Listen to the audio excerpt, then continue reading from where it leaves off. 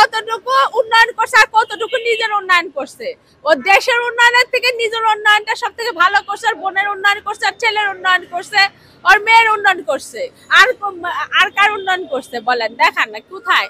কোটি কোটি টাকা, billion billion billion dollar ও মাইরা নিয়ে গেছে, আত্মসাৎ করছে, পুলিশে খাওয়াইছে। যারা খাওয়াইলে ও এই দেশে থাকতে পারবে ক্ষমতা, তারাও খাওয়াইছে। আর আমাদের জন্য আয়না ঘর বানাই ফেলছিল বাংলাদেশ। আওয়ামী লীগ থাকতে পদ্মা সেতু বানাইছে, আপনার বানাইছে, আমাদের মেট্রো রেল বানাইছে। যেমন এটা বানাইছে তার থেকে 100 গুণ খাইছে, তার থেকে 100 গুণ খাইছে। এই যে এইটা যখন পড়ছিল, এইটা ডক্টর ইউনূস আইসা কত কোটি টাকা এটাকে মেরামত করছে, আরো কত কোটি টাকা বাজেট দেখাইছিল মেরামতের। এখানে আমি অবস্থান কর্মসূচি নিয়েছি গতকাল থেকে। গতকাল 7 তারিখ ছিল, 7ই মার্চ ছিল। তো এখানে লাগাতার অবস্থান কর্মসূচি নিয়েছি। আমাদের দাবি হচ্ছে রাষ্ট্র সংস্কারের 13 দফা রাষ্ট্র সংস্কার বাস্তবায়নের দাবিটা আমরা এখানে বসেছি। তো আমাদের দাবিগুলো আপনাদের সামনে তুলে ধরছি। 13 দফা দাবি। আমাদের প্রথম দফা হচ্ছে রাজনৈতিক কাঠামোগত সংস্কার। রাজনৈতিক কাঠামোগত সংস্কারের মধ্যে আরো কয়েকটা ধাপ আছে, সেগুলো হচ্ছে নির্বাচন কমিশন গঠন, তত্ত্বাবধায়ক সরকার গঠন এবং জাতীয় নিরাপত্তা ও বহিঃশত্রুর আক্রমণ বা যুদ্ধাবস্থায় করণীয় বিষয়ে সিদ্ধান্ত গ্রহণ করতে দেশের সর্বদলীয় জাতীয় কমিটি গঠন করতে হবে। আমাদের দ্বিতীয় দফা হলো প্রশাসনিক সংস্কার। তৃতীয় দফা পুলিশ আভ্যন্তরীণ শৃঙ্খলা রক্ষা বাহিনী সংস্কার প্রস্তাবনা। চতুর্থ দফা হচ্ছে অর্থনৈতিক কার্যক্রম সংস্কার প্রস্তাবনা। পঞ্চম দফা হচ্ছে রাষ্ট্রীয় সম্পদ উদ্ধার কার্যক্রম। আমাদের 6 নম্বর দফা সমাজ সংস্কার প্রস্তাবনা। 7 নম্বর দফা বেকারত্ব নিরসন ও চাকুরিতে প্রবেশের বয়স বৃদ্ধি যৌক্তিক সংস্কার প্রস্তাবনা। আমাদের 8 নম্বর দফা হচ্ছে শিক্ষা সংস্কার প্রস্তাবনা। 9 নম্বর দফা হচ্ছে স্বাস্থ্য সেবা সংস্কার প্রস্তাবনা। আমাদের 10 নম্বর দফা হচ্ছে পর্যটন, গণমাধ্যম, বিনোদন ও চলচ্চিত্র সংস্কার প্রস্তাবনা। আমাদের 11 নম্বর দফা ক্রীড়া পরিচালনা সংক্রান্ত প্রস্তাবনা। 12 নম্বর দফা জুলাই অভ্যুত্থান ও ভারতের সঙ্গে চুক্তি। আমাদের 13 নম্বর দফা নিরাপদ সড়ক চাই। এই 13টা দফা নিয়ে আমরা রাষ্ট্র সংস্কারের আমরা এই প্রেস ক্লাবের সামনে লাগাতার অবস্থান গ্রহণ করেছি। বলেন, সংস্কার দেখতে পাচ্ছি না বলেই তো সংস্কার চাচ্ছি। যদি সংস্কার দেখতে পেতাম তাহলে তারা আমাদেরকে কষ্ট করে সংস্কার চাওয়ার জন্য বা পাওয়ার জন্য এই প্রেস ক্লাবের সামনে বসতে হতো না। রাত দিন 24 ঘন্টা আমাদেরকে জুতা ছিঁড়ে ওই রাজপথে দৌড়াইতে হইতো না। আমরা আগে সংস্কার চাই, তারপর নির্বাচন।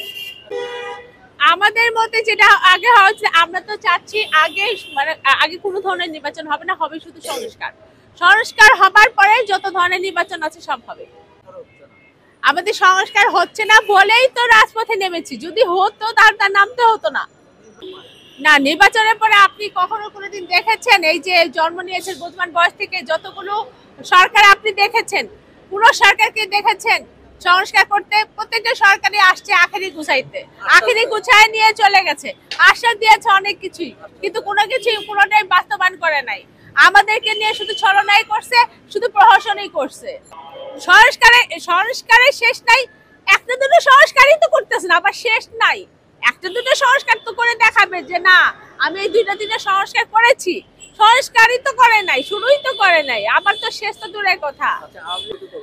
আওয়ামী লীগ থাকতে পদ্মা সেতু বানাইছে, আপনার বানাইছে, আমাদের মেট্রো রেল বানাইছে। যেমন এটা বানাইছে তার থেকে 100 গুণ খাইছে, তার থেকে 100 গুণ খাইছে। এই যে এইটা যখন পড়ছিল, এইটা ডক্টর ইউনূস আইসা কত কোটি টাকা এটাকে মেরামত করছে, আরো কত কোটি টাকা বাজেট দেখাইছিল মেরামতের। আপনারা বলেন, ও কত কোটি টাকা দেখাইছিল, আর এটা মেরামত করতে ডক্টর ইউনূস এসে কত টাকায় মেরামত করছে। এখানেই তো বোঝা যায় যে কতটুকু উন্নয়ন করছে আর কতটুকু নিজের উন্নয়ন করছে। ও দেশের উন্নয়নের থেকে নিজের উন্নয়নটা সব থেকে ভালো করছে, আর বোনের উন্নয়ন করছে, আর ছেলের উন্নয়ন করছে, আর মেয়ের উন্নয়ন করছে। আর কার উন্নয়ন করছে বলেন, দেখান না কোথায়। কোটি কোটি টাকা, বিলিয়ন বিলিয়ন বিলিয়ন ডলার ও মাইরা নিয়ে গেছে, আত্মসাৎ করছে, পুলিশে খাওয়াইছে, যারা খাওয়াইলে ওই দেশে থাকতে পারবে ক্ষমতা, তারাও খাওয়াইছে। আর আমাদের জন্য আয়না ঘর বানাই ফেলছিল বাংলাদেশটাকে। আমাদের জন্য প্রথমে শুরু করছিল ঘর থেকে আয়না ঘর, তারপরে পুরো বাংলাদেশটাকে গত 15 বছরে আয়না ঘর বানাইছে। এখন আমরা চাচ্ছি, ওই দেখেন শুরুতেই আছে ওরে বাংলাদেশে এবং ওর যে সহযোগী, ওর সহযোগীদেরকে নিয়ে এসে আইনের আওতায় এনে শাস্তি দেওয়া হোক, এবং আয়না ঘরে রেখে ওকে বুঝানো হোক যে কেমন লাগে আয়না ঘর। বাংলাদেশটাকে তো তুই আয়না ঘর বানাই ফেলছিলি। সামনে নির্বাচনে আওয়ামী লীগ কিভাবে অংশ নিতে পারে? এত বড় ফেসিবাদী করে, এত বড় জুলুম করে, এত বড় একটা ঘটনা ঘটিয়ে, রক্তপাত ঘটিয়ে, এতগুলো শহীদের জন্ম দিয়ে, হ্যাঁ এতগুলো আহতের জন্ম দিয়ে কি করে সে আগামীতে আবার নির্বাচনে অংশগ্রহণ করতে পারে? হ্যাঁ, তাকে নির্বাচনে তার এখনো তাদের যে নিবন্ধন, এটা এখনো বাতিল করা হয় নাই।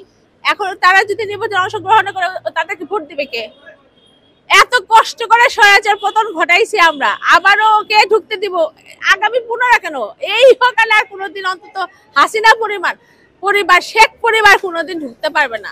না শেখ থেকে তো হয়েছে শেখ, হ্যাঁ যাই হোক, বানায় আসানে যাই হয়েছে শেখ, এই শেখ পরিবার জীবনে কোনোদিন বাংলাদেশ অন্তত ঢুকতে, মানে নির্বাচন তো দূরের কথা, ঢুকতেও পারবে না। এটা কি মাপের বিষয়? আমি আপনার একটা ঠ্যাং কাটটা নিয়ে যাই, আপনার কাছে মাপ চাইলাম আপনার বাড়িতে থাকার জন্য, দিবেন? আপনার একটা ঠ্যাং কাইটা আমি আপনার কাছে বললাম মাপ চাই, এবং আপনার বাড়িতে থাকার জন্য অনুমতি চাই, আপনি দিবেন? জুলাই অভ্যুত্থান ও শেখ হাসিনা যে চুক্তিগুলো করে গেছে, এই চুক্তিগুলো আমরা বাতিল চাই, ঠিক আছে? এবং জুলাই অভ্যুত্থানে যে শহীদের জন্ম দিয়ে গেছে, যে আহতের জন্ম দিয়ে গেছে এই ফেসিবাদ সরকার, ওরে এনে ওর বিচার চাই।